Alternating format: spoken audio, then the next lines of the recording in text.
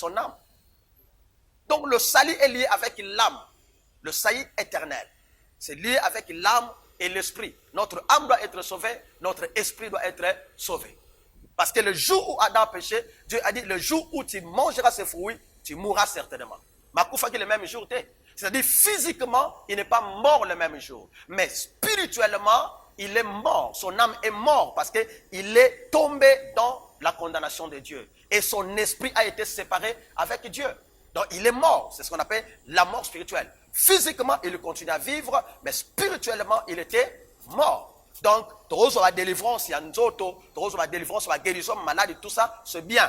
Mais la plus grande bénédiction dans la vie chrétienne, c'est le salut de l'âme et de l'esprit.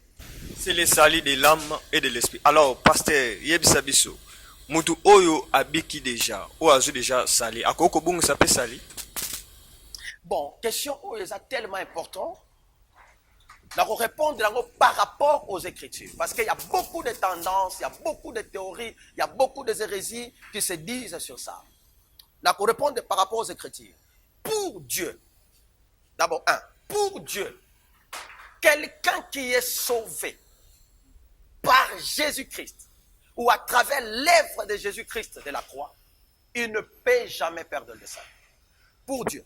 Il ne peut jamais perdre le salut.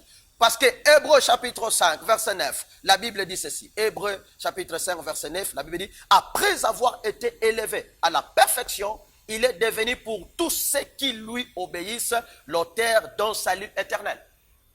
Donc, pour nous, on va yambier, on va ndimier, on va tosayer, Yesu a commis auteur et salut éternel. Donc, le salut que Dieu donne n'est pas temporaire, n'est pas déterminé, n'est pas limité, mais c'est un salut éternel. Pour Nzambe, moto ya yambi Yesu, ya solo, salut naye et ça éternel. Au roman dans Jean chapitre 6, verset 54 à 58, Yesu a dit ngana za lipa. Oya ko liangai akufa sute.